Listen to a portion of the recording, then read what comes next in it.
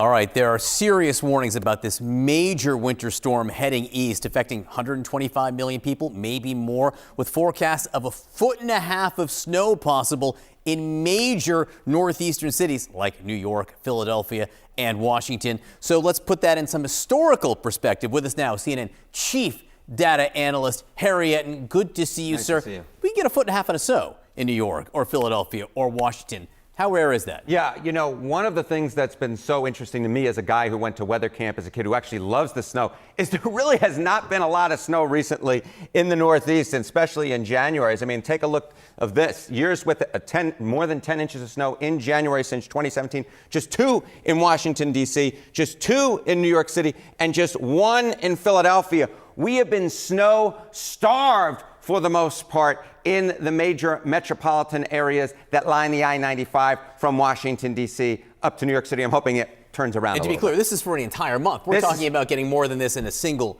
day. What's this January been like? Yeah, okay. So it's not just that the last few years we've been snow-starved. Take a look, snow this month. Inches of snow so far this January. In Washington, D.C., a very sad 0.1 inches of snow. In New York City and Central Park, 2.5 inches of snow. I should note in some of the suburbs it's been more than that. I was out in the suburbs of New Jersey, and there's plenty more than that. And in Philadelphia, 1.9 inches. So nowhere close yet to 10 inches of snow in either Philadelphia, New York City, or in Washington, D.C. Less than 3 inches so far this month in all of them. So the meteorologists are telling us we could get more than 10 inches of snow.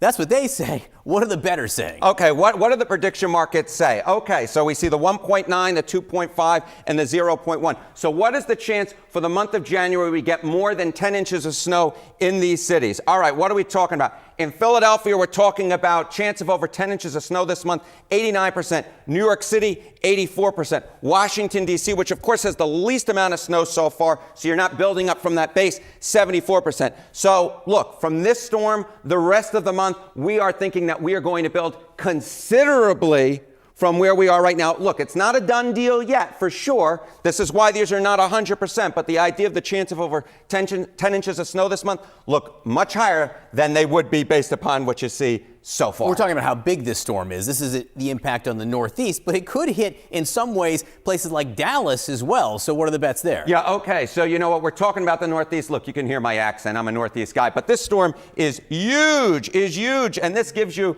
chance that Dallas gets greater than 0.5 inches of snow/sleet this month. Look, 80%, and keep in mind, 0 inches have fallen so far. So this is a storm that's really going to stretch all the way down from the southern part of the United States all the way to the Northeast, and it's going to have major impacts. All right, we're going to keep our eye on this, obviously, throughout the next few days. Harry, thank you very much.